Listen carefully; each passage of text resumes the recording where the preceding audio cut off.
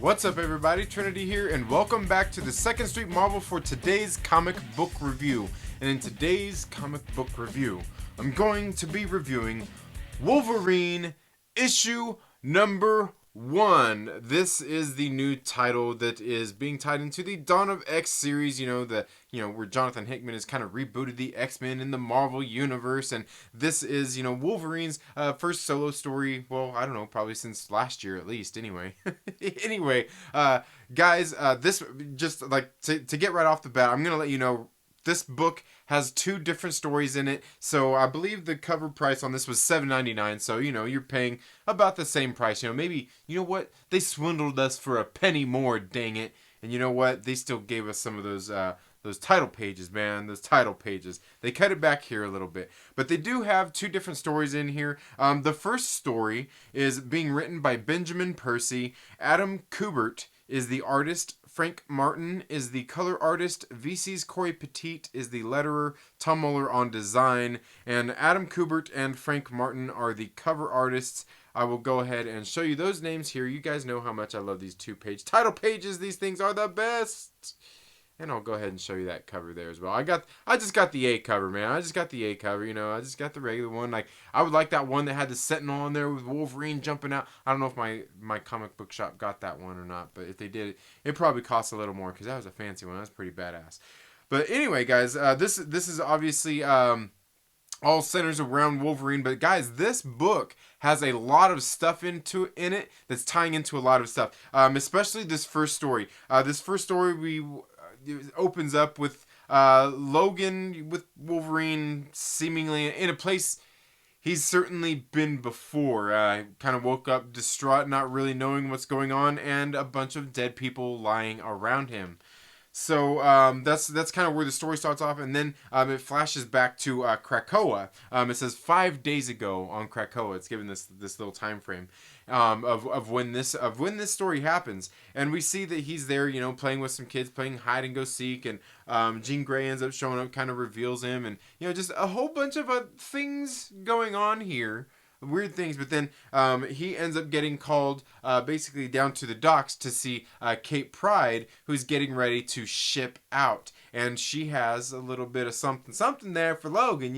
He likes his shipments that he gets from Kate Pride, and she obviously has something for him here, and they go off and they have a nice little discussion about some of the things. She's talking to him about being there, and has Krakoa made him go soft as he's there playing with the kids and stuff. And, they talk a little bit, just about that. Some of the stuff that we've kind of gotten throughout the books already. So it makes me kind of question what's been going on, what timeline this particular story falls in. But I believe, it says 5 days ago, but 5 days ago from when? Because that's some of the things going on here in the book. And then we flash to this scene where we got this CIA agent who is there on the scene of like this crime where it looks like there's been a bunch of people murdered. And he's sitting there kind of investigating, finding out the place, and he stumbles upon this new drug that is being out there being pushed, this stuff called pollen is what they're calling it, pollen.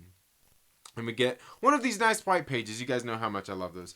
And so he's sitting there looking at it, and he's kind of suspect about everything in the first place, about this new drug, all the people that are dead, everything that's going on, because there's just some oddities, things that he's finding about all this that he just thinks are just a little bit too odd. And when we think about it, I'll save it for here in a second.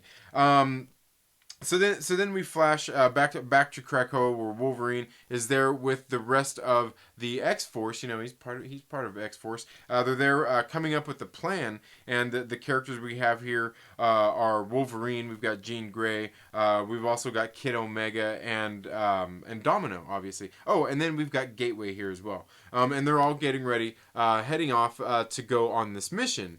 And they're getting ready to go off on this mission, and that's, it kind of cuts away. But basically where they're going is they're going to this place to find out more about these people, and that's where they go out and they end up confronting the Order of X. And we know who the Order of X is. It's those people out there who are all those weirdos who are like obsessed with the X-Men. You know, they're throwing themselves at them. You know, when they're coming through the gates, they're stripping their clothes off. They're offering their bodies, everything. You know, they worship the mutants. And we can see that that's where they kind of stumble into here is they stumble into like this meeting here. And this particular meeting of people, like this order of mutants, it looks like what they want is they want to eat the flesh of the mutants. They worship them that much because it sounds like they believe that if they eat the mutants, that they will ascend and possibly become one with like Krakoa, or possibly even become a mutant by way of eating, you know, these mutants, you know, maybe drinking their blood and things like that. But there's also some other interesting things going on here in this story with the CIA agent who is out kind of looking into these drugs, and kind of we learn about his own personal situation, the CIA agent in here, where his family is going through some stuff as well. So a lot of things kind of playing into this book, and especially here in this first story, we see that Logan is going in and doing some deeper investigations into exactly what's going on, and he ends up coming to these people to ask them some questions about some of these things going on with this Order of X, and to make sure that they know that he was serious. He brings them a bag full of heads. But not only that, they have some revelations of their own as he's there squeezing them for information, and he gets back to Krakoa with that. Now, then we learn a little bit more about the CIA agent, and then the story ends with Logan there in the freezing cold, being confronted by this figure that he can't quite see who it is, who was told by these people is called the Pale Girl, and that's where this story ends up. This first story leaves me with a lot of questions. I believe the CIA agent in here is somebody that we may know or may have at least heard a lot from throughout a lot of these books. We know we've been getting some of those, from the X desk and all these kinds of different communications. I think there's a lot implied in this story here, in this first story of Wolverine. Guys, this first book was really good. I'm telling you guys, this is one of those books, this is the must-read book of the week, okay? If you're reading any of the Dawn of X series, make sure that you're reading this one. Now, let's get into this second story. The second one here, and that first story, God, what was that first story called? I even showed you the thing. It was called The Flower Cartel. The Flower Cartel, because those are the people who are supposedly making those drugs that this CIA agent is after. Now, the second story here is being written by Benjamin Percy. Victor Bogdanovich is the artist. Matthew Wilson is the color artist. VC's Corey Petit is the letterer. And Tom Muller is on design. And this one is called The Catacombs. And I'm going to show you that there because, you know what? Look, they gave us another title page, guys. They didn't give us 2 this time. They gave us 1. I gotta say, I'm a little bit surprised here. So the art is obviously different in this one. The story is going to be a little bit different than what we got in the first story. That's a little look at some of the art here, and I've got to say, I like the art that was here for the first story. I like the art that was going on in that first story as well, with Adam Kubert doing the art, and this art as well in this second story. I really like. I like a whole lot too. It fits the story and everything that's going on. Maybe a couple small little nitpicks about how Wolverine looks here, but anyway, he's there talking about Krakoa and just how great it's been, but how still it's a little bit off-putting because it's a little bit odd being in this place where is essentially a mutant safe space, and he's talking about how Krakoa is and how it's not like a stagnant thing, like it's constantly changing, it's constantly evolving around him. And we get some of these things here, like where he's running, where he's doing some of his training and running there, and you see right there where his foot hits, and then a little stuff starts to grow right after his foot hits. And so he's sitting there, and all of a sudden through the Krakoan gates comes Omega Red.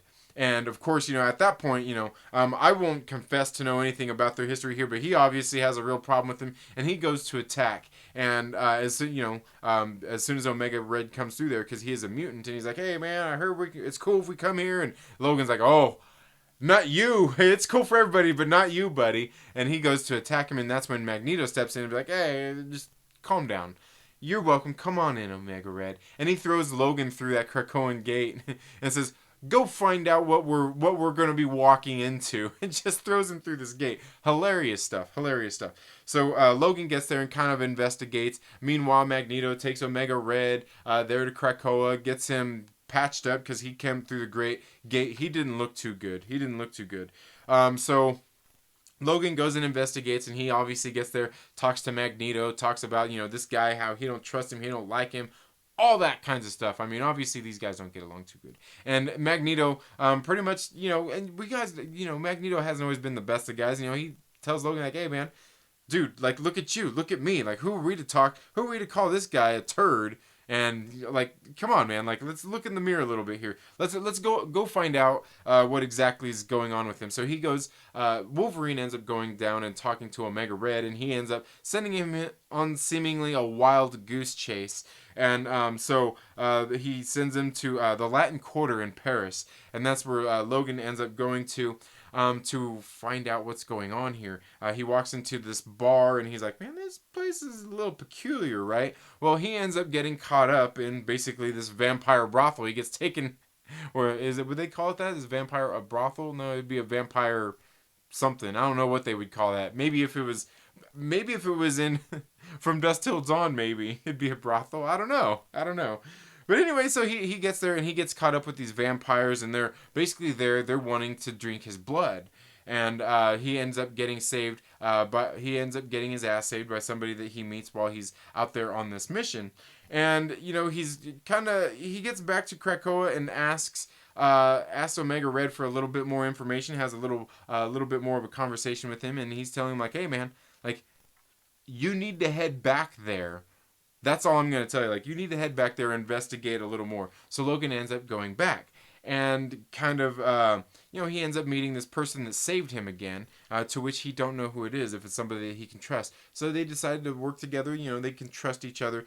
And they go to investigate a little bit more about these vampires. And that's when things start to get a little bit crazy here. Things start to go a little bit off the rails. And, they're saying, we're finding out that basically what's going on here is we're diving a little bit more into the vampire world. We've taught in Excalibur, we've explored a lot. In Otherworld, in New Mutants, they're exploring space. X-Force is going out doing all the military work of Krakoa. It looks like in this second story here, they're talking a lot more about how the vampires are now getting involved. So is Blade going to be coming in here soon enough? I don't know. But there's definitely some very interesting things going on here towards the back of this second book as well. Some different things with the vampires, with Omega Red, with Wolverine, and even this new character, which I don't know who it is. If you guys know who this lady is that comes in and saves Logan's ass, let me know down in the comments below, because I don't know. Guys, this second book, or the second issue, second story in this book was really good as well. Guys, I'm telling you, this book, out of all the books this week, if there's one you want to read, it's going to be this book right here. I'm telling you, this book was really good. I loved Wolverine issue number 1. I'm not sure that all of these Wolverine issues, it's probably going to be a little mini series, I'm guessing. I don't know. I'm guessing it's out of 5 or 6 issues. I'm not sure if they're all going to be double thick like this, but this book, both of these stories in here are really good. I can't wait to read issue number 2 of Wolverine. Benjamin Percy doing a good job writing these. Obviously, he's written this Wolverine several times before, and I really do like what he done in both of these stories in this book, guys. Like I said, must-read issue of the week. But let me know down in the comments below, what did you guys think of Wolverine issue number 1? What did you think about that first story and that CIA agent who is out there looking for those drugs? I think it ties into a lot of the things that we've learned already. Some of those letters we've read, some of the other things that we've been seeing in X-Force and stuff like that. I'm telling you guys, this book was really good. The second issue in here as well, the Catacombs, was a really good one. We're getting the vampires in here, the bloodsuckers, and I almost feel like the second story actually ties into the first story in this issue at the same time as well. Guys, this book is good. Let me know what you think about Wolverine issue number 1 down in the comments below. I'm sure we're going to be talking more about this here over the course of the next week and probably until the next issue comes out. But that's all I have for this video today, folks. Thank you all so much for tuning into the Second Street Marvel. If you haven't already, please make sure you're subscribed, click the little bell and all of that good stuff. Give this video a thumbs up if you like it, give it a thumbs down if you don't. That's just weird though. We're just talking about comic books, guys, come on.